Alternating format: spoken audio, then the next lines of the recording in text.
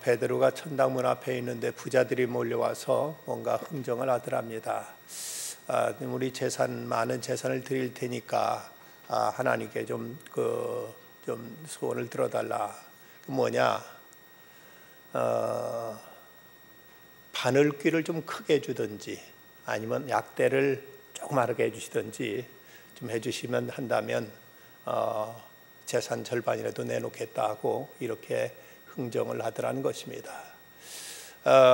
부자가 천국 들어가기가 약대 낙타가 바늘귀를 들어가는 것처럼 어렵다는 말에 부자들은 이런 얄팍한 꼼수로 흥정을 했습니다마는 이런 흥정에는 하나님이 들으실 리 없겠지만 그러나 이타적인 기도, 어떤 공의를 위한 기도, 대의를 위한 기도에는 하나님은 한없이 너그러우시고 하나님은 하나씩 끝까지 우리 기도를 경청하시는 하나님이심을 우리는 오늘 말씀을 통해서도 알 수가 있습니다. 지난해 성지순례 갔던 분들은 그 소위 사해바다를 직접 보셨고 그 사해바다 속에도 들어가서 물에 둥둥 떠서 이제 사해바다가 얼마나 염도가 높은가를 직접 체험해 보셨습니다. 이 사해바다 이름은 얌하 멜라흐라고 해서 이것은 염해, 소금의 바다라는 이런 뜻입니다. 그런데 이곳이 그야말로 죽음의 바다, 물고기 피레미 한 마리 없고 그 위에 날아다니는 새조차도 없습니다. 아무것도 거기서는 먹을 것이 없다 보니까 새조차도 이곳은 없을 만큼 그야말로 죽음의 바다가 되고 말았습니다. 처음부터 이곳이 사해 이런 죽음의 바다였을까? 창세기 13장에 보면 10절에 보면 이런 말씀이 나옵니다. 이에 롯이 눈을 들어 요단 지역을 바라본즉 소알까지 온 땅의 물이 넉넉하니 여호와께서 소돔과 고모라를 멸하시기 전이었으므로 여호와의 동산 같고 애굽 땅과 같았더라. 여호와의 동산 같고 애굽 땅과 같았더라. 그렇다면 아브라함과 이제 롯이 서로 갈라설 때 이 조카 롯이 저 소돔 지역을 보니까 얼마나 땅이 비옥하고 아름다운지 여호와의 동산 같았다. 이건 에덴 동산 같았다는 말이고, 그리고 애굽과 같았다. 애굽 땅과 같았더라. 그 나일강 삼각주에 의해서 펼쳐진 그 비옥한 땅, 이것과 같았다고 이렇게 말씀하고 있는 걸 보면 이건 처음부터 죽음의 바다가 아니었습니다. 그전에는 얼마나 이곳이 물이 넉넉하고 아름답고 풍요한 곳인지 에덴 동산 같았고, 그리고 나일강의 그 삼각주와 같이 비옥한 땅이었다고 성경은 이렇게 기록하고 있습니다. 그런데 어쩌다가 이곳이 이렇게 죽음의 땅, 사해 바다가 되고 말았는가? 이것은 결코 어떤 자원의 부족 때문이 아니었습니다. 그리고 한발 때문도 아니었습니다. 창세기 14장에 보면 전쟁이 일어납니다. 메소포타미아 연합군이 내려와서 그곳에 있는 소돔과 고모라 등 그곳에 있는 5개 나라를 쳐서 저들을 모두 다 포로 잡아가는데, 아브라함이 318명의 가병들과 또 자기와 동맹관계에 있었던 에스골 등 그들과 연합해가지고 갑자기 한밤중에 야습해서 그래서 조카 롯을 구출해 오는 장면이 나옵니다. 그 전쟁도 분명히 있었습니다만 전쟁에 의해서 망한 것도 아니었습니다. 전쟁도 극복했고 여기까지 다 이제 그곳에서 다시 안정을 되찾게 되는 이 모습을 우리가 볼 수 있습니다. 그런데 어쩌다가 이렇게 이 소돔 지역 이곳에 이런 사해바다, 죽음의 바다가 되고 말았는가 하는 이것을 우리는 생각해야만 됩니다. 그 첫째는 무엇보다도 죄악 때문에 그러한 것이죠. 창세기 13장 13절에 보면 소돔 사람은 여호와 앞에 악하여 큰 죄인이었더라고 이렇게 말씀하고 있습니다. 이 소돔 사람들이 악하여 여호와 앞에 큰 죄인이었다고 이렇게 말하고 있는 걸 보면 얼마나 이곳이 죄악이 관영했는가. 하나님의 이런 무서운 진노로 그곳이 이런 죽음의 호수가 될 만큼 이렇게 그 죄가 관영한 것이었는가를 알 수가 있습니다. 그러면 그 소돔의 죄는 도대체 무엇이었는가? 소돔 사람 같다, 소돔 같다는 말, 영어로 소돔이라는 말은 이것은 남색하는 자 그리고 수간하는 자라는 뜻입니다. 동성연애자, 짐승하고 교접하는 자라는 이런 뜻으로 쓰여지고, 소돔 사람이라는 말, 소돔마이트라는 이 말은 동성연애자 그리고 수간하는 자라는 이런 뜻을 가지고 있습니다. 이걸 보면 요즘 동성연애 문제가 이제 심각한 사회적인 이슈로 대두되고 있습니다만은 이것이 해 아래 새 것이 없다고, 이미 수천 년 전에도 이런 악이 그곳에 관영했었고, 여기에 대해서 하나님은 이렇게 죽음의 호수가 되도록 이곳을 심판하셨다는 걸 볼 때, 인간의 죄악이 이제 세상을 망하게 하고 병들게 하고 죽음의 곳으로 만들고 만다는 사실을 알게 됩니다. 지금 여러 가지 차원의 문제, 경제 문제, 여러 가지 많은 것들이 이 시대에 큰 심각한 문제로 여겨지지만, 그러나 보다 더 중요한 것은 인간성이 점점 파괴되는 것, 인간의 거룩함이 점점 상실되고 인간이 그야말로 짐승처럼 이렇게 타락하는 것, 이것이 이 땅을 망하게 하는 가장 무서운 요인이 되는 것이지, 어떤 때는 자원이라든지 어떤 이제 다른 어떤 환경적인 요인이 인간을 망하게 하는 것은 아니라는 것을 우리는 분명히 직시해야만 될 것입니다. 또한 저들이 망한 이유는 저들은 회개하지 않았기 때문입니다. 세상 어느 곳이든 사람 있는 곳, 죄가 없는 곳은 없습니다. 분명히 인간의 죄로 인해서 세상이 이제 벌을 받고 하나님이 진노와 심판을 자초하지만, 그러면서 하나님은 한없이 너그러우셔서 하나님 앞에 나와 회개하면 하나님은 저들의 죄를 용서하시고, 하나님은 저들을 향한 심판을 거두시고, 하나님은 저들을 이제 긍휼과 자비를 내리시는 걸 볼 수가 있습니다. 예수님께 그토록 많은 이적을 행하셨던 그 고라신과 벳세다 지역, 그곳을 향해서 예수님께서는 그토록 안타까워하시면서 그 사람들이 믿지 않는 것으로 인하여 예수님께서 저들에게 경계하신 말씀이, 내가 너에게 이르노니 심판날에 소돔 땅이 너보다 견디기 쉬우리라 하며, 이 고라신과 벳세다도 회개치 않는다면 저들이 이 소돔처럼 고모라처럼 이렇게 망하게 될 것이라고 이렇게 경고하신 걸 보면, 어느 곳이든 회개하지 않으면 하나님의 이런 진노, 이런 심판이 이제 임할 수밖에 없음을 예수님께서 말씀하셨습니다. 그런가 하면 무엇보다도 이 소돔 고모라 이 지역에 이렇게 하나님의 심판을 받게 된 이유는 그곳에 의인이 없었기 때문이었습니다. 설사 그들이 죄를 지었다 할지라도, 저들이 이제 죄악이 관영하다 할지라도, 그 저들이 회개치 않는 죄인들이 있다 할지라도, 그곳에 의인 50명만 있었더라면, 아니 의인 10명만 있었더라면 하나님은 저들을 멸하지 않고 하나님은 저들에게 자비와 긍휼을 베푸시고 저들을 살려주셨을 것입니다. 아브라함은 이제 하나님 베풀이되 기도합니다.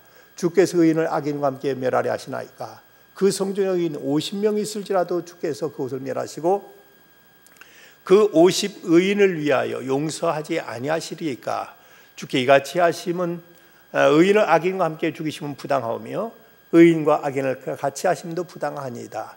세상을 심판하시니까 정의를 행하실 것이 아니니까 하고, 이제 의인 50명이 있으면 어떠시겠습니까? 50명 때문에 남을 죽이시겠습니까? 하고 이렇게 하나님 앞에 흥정하듯이 이렇게 기도를 합니다. 왜 처음에 하필 50명이라고 했을까? 그 성서 역사학자들은 그 당시 소돔성에 살던 인구가 약 5만 명가량 됐을 것으로 추정하고 있습니다. 그러면 5만 명 중에서 50명이라면 1000분의 1입니다. 1000명 중에 한 명만이라도 의인이 있다면 하나님께서 그 한 명으로 인해서 1000명을 살려주지 않겠는가 하는 이런 생각 속에서 이제 의인 50명이 있으면 그들을 인해서 그들을 용서해 주지 않으시겠습니까? 그 말합니다. 그런데 용서해 주겠다고 말씀하시니까 문득 걱정이 됩니다. 그것에 과연 50명이 있을까? 그래서 그는 거기서 빠개나지요. 그래서 그럼 45명이 있으면 어쩌시겠습니까? 네, 용서하리라. 40명 있으면요, 용서하겠다.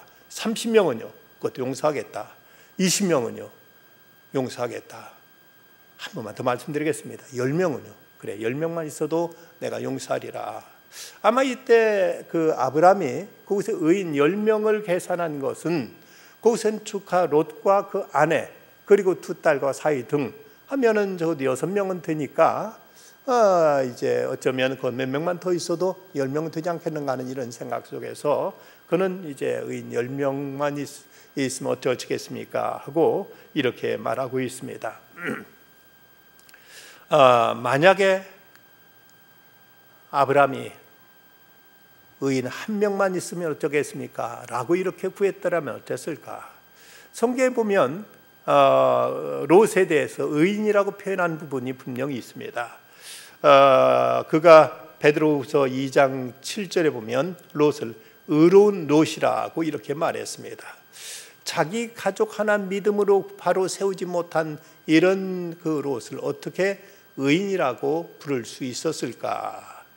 그에게 작은 촛불 같은 희미한 그 가냘프지만 그래도 의가 있었다면 어쩌면 그가 아브라함으로부터 배운 그 손님 접대하는 것이 아니었겠는가? 천사를 접대한 이것이 하나님 앞에 그나마 이제 의인으로 취급받은 하나의 이유가 아니었겠는가 하고 생각해 볼 수 있습니다.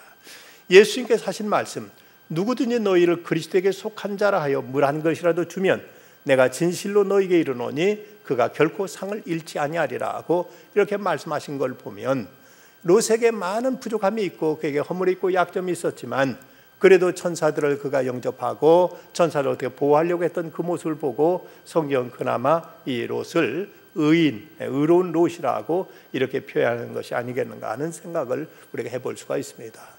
근데 만약 거기서 이제 아브라함이 좀 더 고집스럽게 좀 더 그가 좀 이제 간절히 매달리면서 1명까지 내려갔더라면 어땠을까? 의인 1명만 있었으면 어땠을까? 근데 예레미야서 5장 1절에 보면 이런 말씀이 기록되어 있습니다. 너희는 예루살렘 거리를 빨리 다니며 그 넓은 거리를 찾아보고 알라. 너희가 만일 정의를 행하며 진리를 구하는 자 한 사람이라도 찾으면 내가 이 성읍을 용서하리라. 하나님은 예루살렘 성내에서 의인 한 사람만 찾아도 이 성읍을 용서하리라고 말씀하셨는데 그 한 사람이 없어서 예루살렘은 바벨론의 침략에 의해서 그만 이제 망하고 말았던 것입니다. 한 사람만 있어도 하나님은 이제 그 속한 공동체, 그 일대 사람들을 구원하신 예를 성경에서 여러 곳 찾아볼 수가 있습니다. 애굽에 7년 이제 흉년으로 인해서 못하는 굶어 죽을 지경에 이르렀을 때, 그리고 애굽뿐만 아니라 그 일대 팔레스틴 땅까지 이제 흉년으로 인해서 사람들이 굶주렸을 때, 그때 요셉 한 사람으로 인해서 하나님 저들을 이제 살리시는 이런 구원의 손길을 펼쳐 주셨습니다. 사도 바울이 이제 로마로 호송되어 갈 때 그가 이제 그 배를 타고 가다가 유라굴로라는 태풍을 만나게 됩니다. 모두 다 그 태풍으로 인해서 저들의 살 소망이 끊어졌을 때 그때 하나님께서 이런 말씀을 주십니다. 바울아 두려워 말라.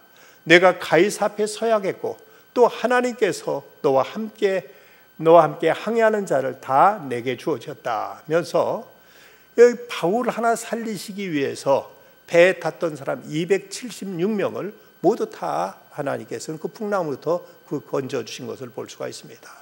이를 볼 때 의인 한 사람까지 바울이 이제 아브라함이 기도가 내려갔더라면 어땠을까 하는 이런 아쉬움을 남게 하는 부분입니다. 그렇다면 이런 인간의 죄로 인해서 이것이 그토록 여호와의 동산 같았던 이 소알 땅, 이 소돔 지역이 그것이 이렇게 죽음의 호수로 바뀌어진 것, 그것은 바로 이제 인간의 죄 때문이요, 회개하지 않았던 때문이요, 의인이 없었던 때 탓이었다면 이제 이 죄악의 관영의 이 땅을 어떻게 하나님의 진노와 심판으로부터 구원을 받을 수 있을까? 무엇보다 먼저는 죄에 대한 회개가 선결되어야만 됩니다. 소돔과 고모라 성의 죄를 회개치 않아서 멸망했다면 그 이제 심판을 면할 수 있는 길은 바로 이제 하나님 앞에 나가 회개하는 것입니다.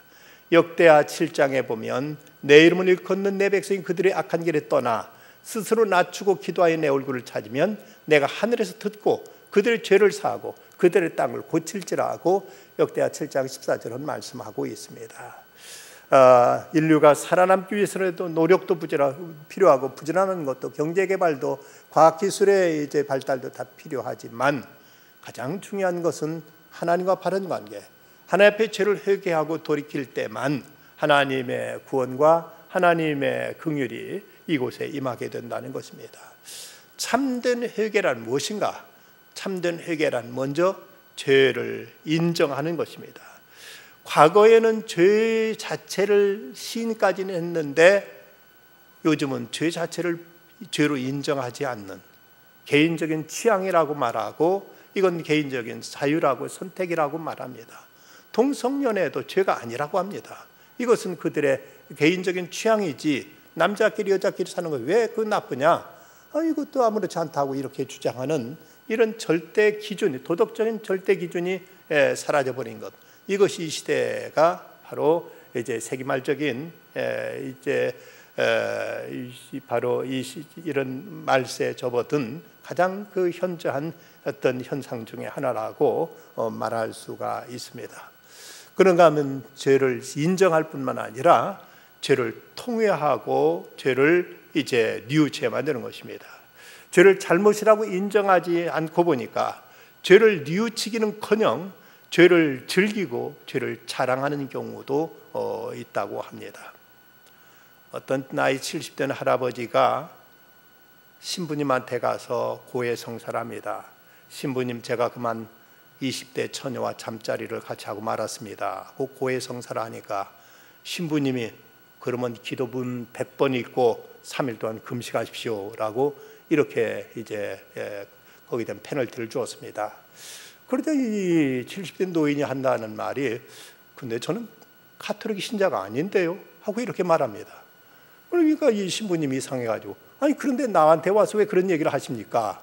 하고 이렇게 물었더니 이 70대 노인이 한다는 말이 이 동네에서 신부님만 모르는 것 같아서요 라고 이렇게 말하더라고요. 죄를 즐기는 이런 세상이 되어버리고 말았습니다. 죄를 자랑하는 이런 세상이 되어버렸습니다. 그런가 하면 죄에 대해서 돌이켜야 됩니다. 회개라는 말은 뉘우칠 회자에다 고칠 개자로 회개라는 말이 이루어져 있습니다. 흔히 사람들은 죄에 대해서 뉘우치는 것만으로 회개를 다 했다고 생각하지만 그러나 돌이키는 이 결단이 없이는 진정한 회개라고 말할 수가 없습니다. 많은 사람들이 회까지는 하는데 개를 하지 않아서 그래서 온전한 회개에 이르지 못하는 경우가 많은데 에스겔서 28장에 보면 이렇게 회개를 촉구하는 하나님의 말씀이 나타나 있습니다. 그러나 악인이 만일 그가 행한 모든 죄에서 돌이켜 떠나 내 모든 율례를 지키고 정의와 공의를 행하면 반드시 살고 죽지 아니할 것이라. 그 범죄한 것 하나도 기억함이 되지 아니하리니 그가 행한 공의로 살리라고 말씀하고 있습니다. 지난날 죄가 많을지라도 이제 그 죄를 인정하고 뉘우치고 돌이키면 이제 그가 이전 죄악은 기억되지 아니하리라고 말씀하십니다. 그런가 하면 또 이런 죄악이 환영한 이런 시대 속에서 우리는 이제 중보 기도의 책임이 있습니다. 오늘 말씀에 보면 아브라함의 기도로 이제 조카 롯은 소돔성에서 벗어날 수 있게 되었습니다. 아브라함이 그 중보가 없었더라면 어쩌면 조카 롯도 꼼짝없이 그곳에서 유황불에 그대로 심판을 당하고 말았을 것으로 보여집니다. 우리가 롯과 그 가정의 이제 아브라함의 그 기도로 그곳에서 벗어날 수 있었다면 이 시대 우리는 이제 이 나라의 민족을 위해서 죄악이 관영한 이 땅을 위해서 기도해야 될 책임이 바로 우리에게 있는 것입니다. 한스 퀸이라는 가톨릭 신학자는 중보 기도에 대해서 이렇게 말하고 있습니다. 우리 각 사람은 다른 사람을 위해 하나님께 나가는 자임을 알고 있다. 그리고 나 자신을 위해서는 다른 사람이 또 하나님 앞에 나가는 것을 알 수 있다. 우리는 각자마다 다른 형제들을 책임지고 있는 것이다. 고통과 고난을 함께 나누며 죄짐을 같이 지며 매사에 함께 통과하기 위해 부름받은 사람들이 바로 우리 제사장들이다. 그러므로 제사장이란 신자마다 자신을 위해 살지 않고 하나님 앞에 다른 사람을 위해서 살며 그 대신 우리 자신들을 위해 다른 사람의 도움을 받아가면서 사는 것을 의미한다. 존 단이라는 시인은 인간은 각기 떨어진 외로운 섬이 아니다. 사람은 대륙의 한 부분이라고 이렇게 말했습니다. 사람은 서로가 얽히고 설켜서 함께 모든 영향을 주고받으면서 살아가게 됩니다. 나 자신은 하나 의롭게 깨끗했다고 해서 다른 사람이 죄악에 관영한 세상에서 이제 아무런 영향을 받지 않을 것 같지만 서로 어떻게든 영향을 주고받을 수밖에 없다면은 우리 세상이 망하면은 우리도 함께 거기에 이제 그 하나님의 진노의 불길 속에 우리도 이제 화를 당하기가 쉽습니다. 그래서 이 나라를 위해서, 민족을 위해서, 사회를 위해서 기도해야 될 책임이 있는 것이죠. 얼마 전에 그리스 이제 채무 사태가 한참 심각하던 때 라디오에서 그런 얘기를 하는 소리를 들었습니다. 지금 이 시대 어떤 한 나라, 그리스란 나라가 그렇게 경제적인 그 재정 파탄 난 것 때문에 왜 우리가 호들갑을 떠느냐고 이렇게 말하니까 그 패널 중에 한 사람이 하는 말이, 지금 이 시대는 세상 어떤 나라도, 지구상 어떤 나라도 그 나라가 망하게 되면 우리가 영향받지 않을 수가 없다. 어떤 나라, 우리가 전혀 상관없는 것 같지만, 저 그리스는 우리하고 뚝 떨어져 있어서 아무 관계 없는 것 같지만, 그 나라 하나가 경제 파탄 나면 거기에 대한 충격이 우리도 그 고스란히 받게 된다는 겁니다.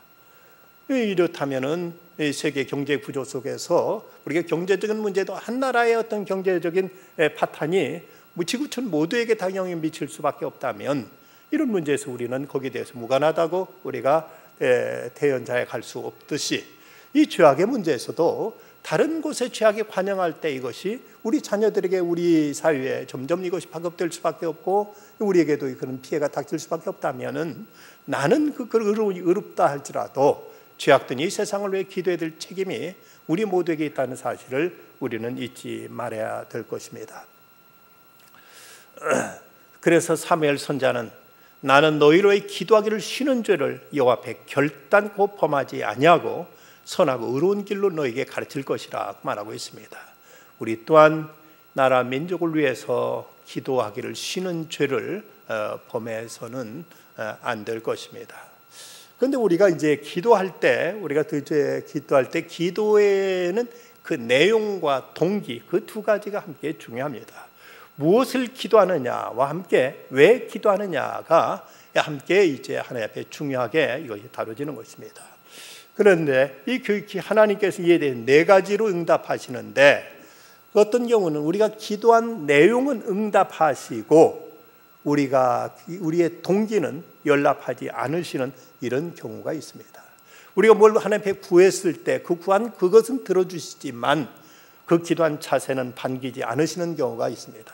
그 가운데 하나, 민수기 11장에 나타난 대로 이스라엘 백성들이 이제 만나만 먹는다고 불평하고 원망합니다.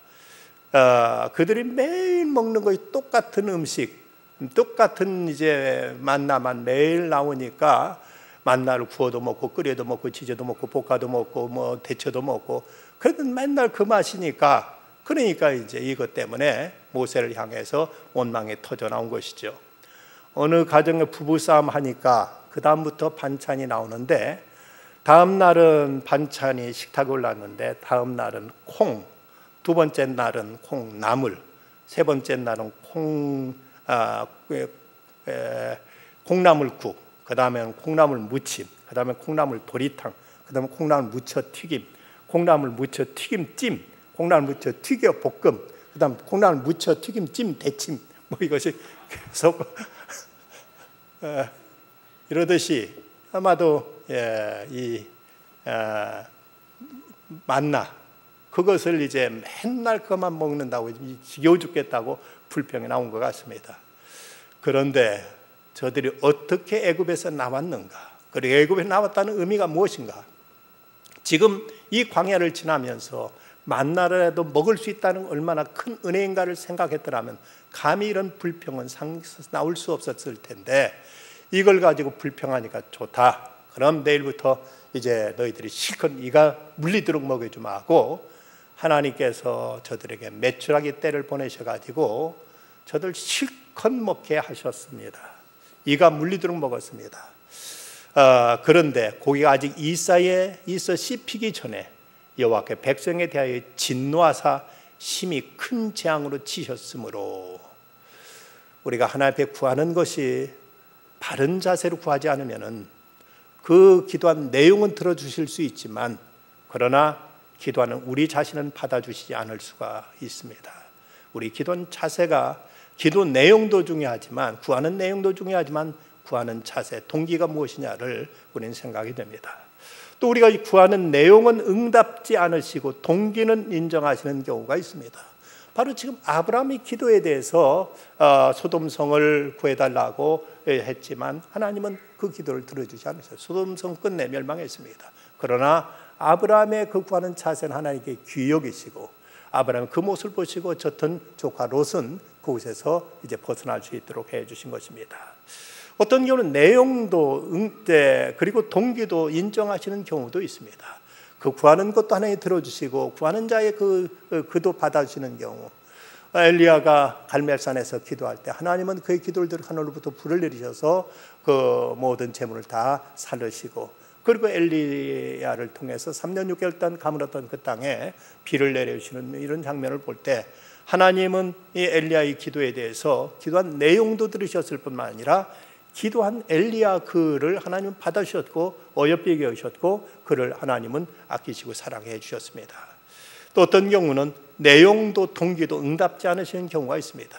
좋지 못한 의도로 좋지 못한 것을 구할 때 하나님은 이런 경우 그 내용도 들어주시지 아니하시고 그 자체도 받아주시지 않는 경우, 사도행전에 나타나는 그 시몬이라는 자가 은사를 돈 주고 살려고 할 때 여기에 대해서 이제 하나님은 진노하고 사도 바울로부터 그가 이제 책망을 받게 된 이런 모습을 볼 때 우리가 어떤 의도로 구하느냐 하는 것이 무엇보다 중요한데, 우리는 내 자신만을 위한 이기적인 마음에서 벗어나서 나라 민족을 위해서 그리고 하나님의 영광을 위해서 하나님의 사익을 위해서 구할 줄 아는 보다 성숙한 기도의 자세가 필요한데, 이것이 바로 우리들의 중보 기도를 통해서 이런 기도가 성숙해 나갈 수가 있게 되는 것입니다.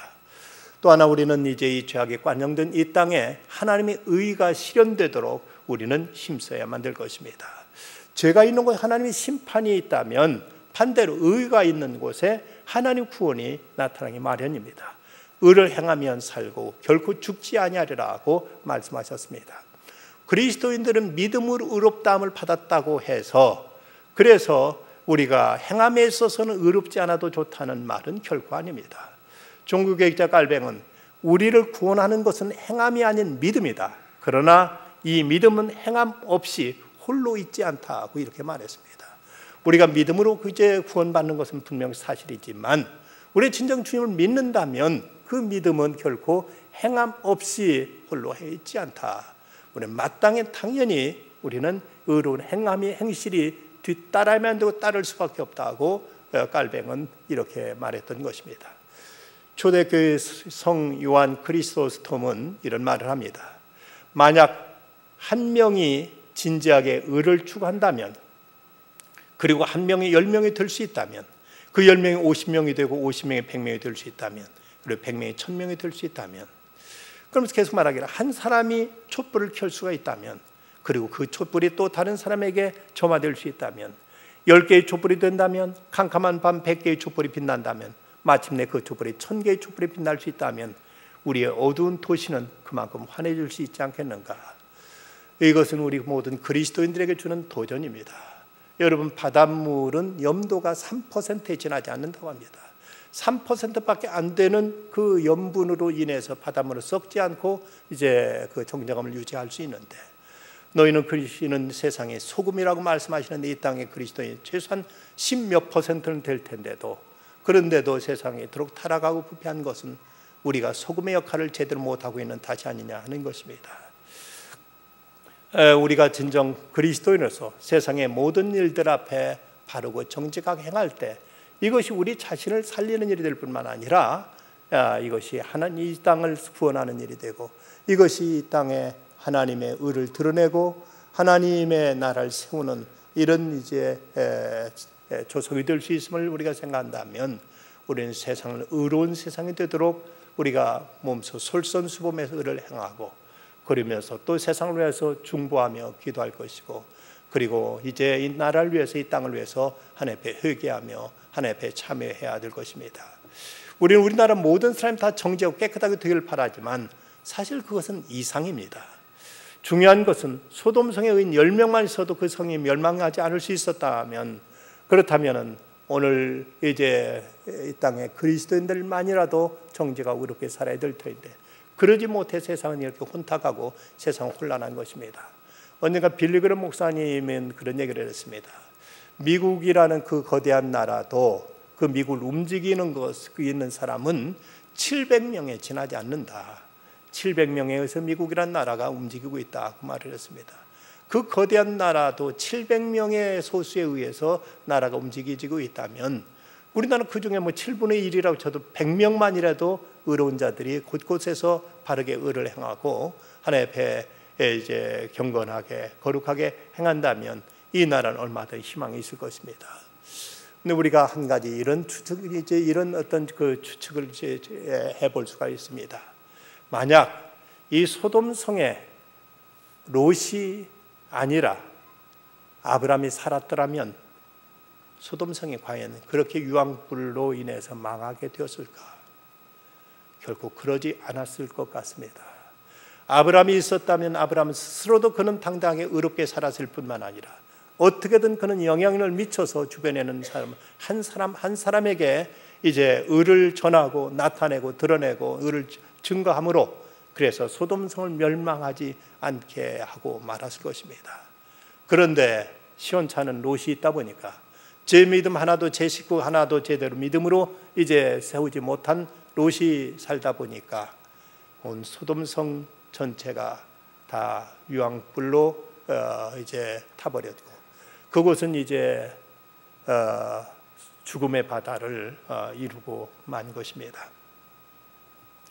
하나님께서 에녹을 선택하셨고 에녹이 하나님과 동행하신 내용이 창세기 5장에 나타납니다. 그런데 그 다음에 6장에 가면 이제 노아 홍수 사건이 나오는 것을 볼 수가 있습니다. 하나님께서는 의로웠던 에녹, 그 에녹을 데려가시기 전까지는 하나님은 세상을 심판하지 않으셨습니다. 적어도 에녹이 있는 동안은 하나님은 이 땅을 심판하지 않으셨다면 에녹을 데려가시고서야 이 땅에 이제 무슨 홍수 심판이 임했다면은 어쩌면 이 소돔성에 아브라함이 있었더라면은 어쩌면 그 성은 살아남았지 않았겠는가. 그렇다면 이 나라 이 민족 가운데서 우리 믿는 사람은 어떤 역할을 하고 있는가. 전에 김용기 장로님 이분이 가난농문학교 김용기 장로님 그분이 그 농민운동을 펼치시면서 훈련했던 저 강원도 원주 신림에 있는 가난농군학교 거기에 뭐 숙소도 있고 훈련 이제 거기 뭐 이제 그 훈련하는 훈련장 그 위에 산을 타고 올라가 보면 그분이 기도하던 기도실이 있고 기도실 입구에 그분이 친히 써놓은 글귀가 한마디 있습니다. 뭐라고 거기에 써 있는가 하면 이 민족이여 안심하라 하는 그런 기도입니다. 그분은 날마다 그곳에서 나라 민족을 위해서 기도하시면서 적어도 이 기도가 끊어지지 않는 이상 이 기도가 살아있는 동안 결코 이날에 어떤 하나님의 진노 심판도 임하지 아니냐 하려는 이런 확신 속에서 민족이여 안심하라는 이런 글귀를 써놓고 날마다 그분은 하나님 베풀이져 기도하셨습니다. 진정 우리 그리스도인들이 이 땅에서 이런 중보 역할을 제대로 감당하고 있는가? 과연 우리가 여기에 대한 책임이 얼마나 막중하고 얼마나 이것이 우리에게 참으로 지대한 우리들의 책임임의 사명인가를 잊지 말아야 됩니다. 18세기 영국은 산업혁명으로 물질적인 부는 쌓아갔지만 반면에 도덕적으로는 말할 수 없이 피폐해져 가고 있었습니다. 그 무렵 시골에 살던 한 청년이 런던으로 올라왔습니다. 그 런던 뒷골목에 있는 전당포에 취직해서 겨우 허기를 면할 수 있었습니다. 그는 매일 아침 골목을 청소하기 위해서 가게 문을 열 때마다 지난밤에 그 광란이 지나간 그 길거리, 그 더러운 곳을 바라보면서 한없이 절망합니다. 이 도시에 무슨 희망이 있는가? 여기 어디에 하나님의 공의가 있는가? 그는 어떤 삶의 목표를 잃어버리고 말았습니다. 하지만 그는 그렇게 포기할 수만은 없었습니다.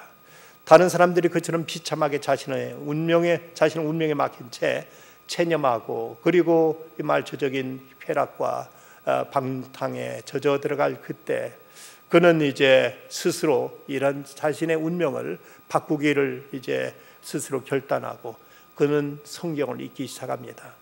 그러던 중 어느 날 아침에 한 말씀이 그의 가슴에 전율처럼 다가옵니다. 여호와여 아침에 주께 나의 소리를 들으시리니 아침에 내가 주께 기도하고 바라리이다. 그는 아침마다 이 말씀을 외우며 기도했습니다. 주여 나를 변화시켜 주시고 나를 통하여 이 어두워져가는 세상을 변화시켜 주시옵소서. 그는 새벽마다 죄악 가운데 이렇게 비참하게 살 수는 없다고 기도하면서 하늘에게 매달렸습니다.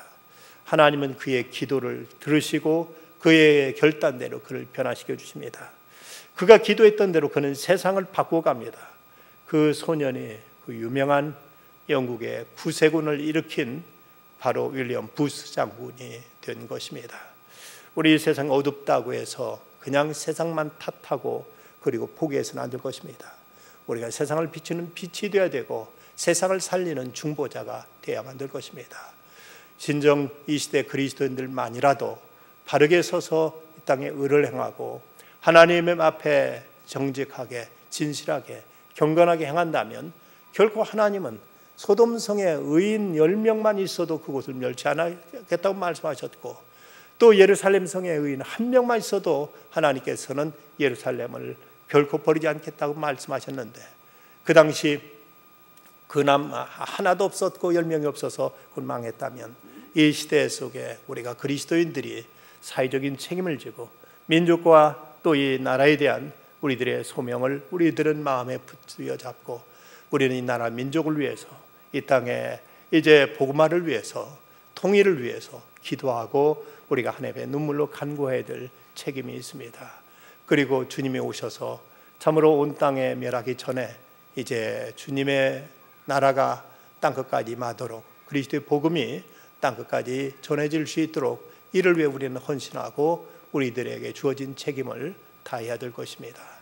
이제 주님은 우리에게 이 소명을 주셨고 이를 위해서 우리는 이 시대 속에 살아가고 있습니다.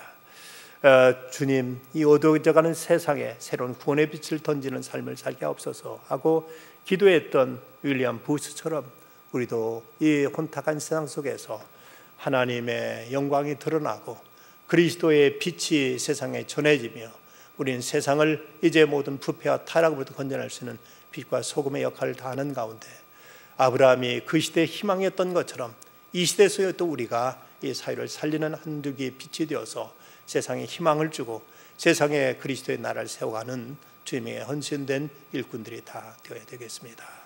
기도하십시다. 거룩하신 아버지 하나님, 이 밤도 주님 앞에 나와서 소돔성에 임했던 하나님의 심판, 그리고 그를 위해서 이를 위해서 간절히 하나님께 기도했던 아브라함의 기도를 저희들이 배웁니다. 주님, 아브라함의 기도로 인해서 그곳에서 롯은 벗어날 수 있었지만 하나님이여 롯이 그곳에서 진정 의롭게 바르게 행하지 못하여 소돔성의 끝내 심판이 임하게 된 이 무서운 사건 앞에서 언제가 이 땅에도 이런 심판이 임할 수 있다면 하나님, 저희들이 무엇을 해야 될 것인가를 바로 깨닫게 하여 주시옵시고 하나님이 이 땅에 죄악이 청산되고 하나님의 공의가 실현되며 하나님의 말씀으로 인해서 이 땅에 거룩한 토소로 바뀌어지는 귀한 역사가 있게 해 주시옵소서. 옛날 사무엘이 그랬던 것처럼 널 위해 기도하기를 쉬는 죄를 결단코 범하지 않겠다고 말했던 것처럼 주님, 저희들 이 시대 속의 나라 민족을 위해서 기도하기를 쉬는 저희가 되지 않게 하여 주시옵시고 땅끝까지 복음을 전하는 명령하신 주의 명령에 순종하여 주 앞에 끝까지 헌신하며 충성을 다하여 세상을 살림의 마지막 때 주 앞에 쓰임받는 주님의 사람들로 굳건히 세워 주시옵소서. 주의 은혜 가운데에서 티베트 단기 선교팀 무사의 은혜 가운데 잘 돌아오게 하심을 감사합니다. 눈물 흘며 뿌렸던 씨앗들 하나님이여 30배로 60배로 100배로 결실 거둘 수 있게 하여 주시고 저들의 수고와 헌신 위에 하나님의 크신 은혜와 상구로 갚아주시며 그래서 금식하며 함께 이를 위해 동참했던 모든 성도들에게도 한없는 사랑과 은혜로 함께하여 주시옵소서. 아버지 하나님, 다음 주에는 청년부 수련회가 남아 있습니다. 청년부 수련회도 하나님의 은혜 중에서 하나님의 풍성한 결실 거두 은혜 중에 잘 마칠 수 있도록 주 성령께서 역사하여 주시옵소서. 이를 위해 수고하는 모든 죄종들에게 다함이 없는 은총으로 갚아 주시옵소서. 예수님의 이름으로 간절히 기도드리옵나이다. 아멘.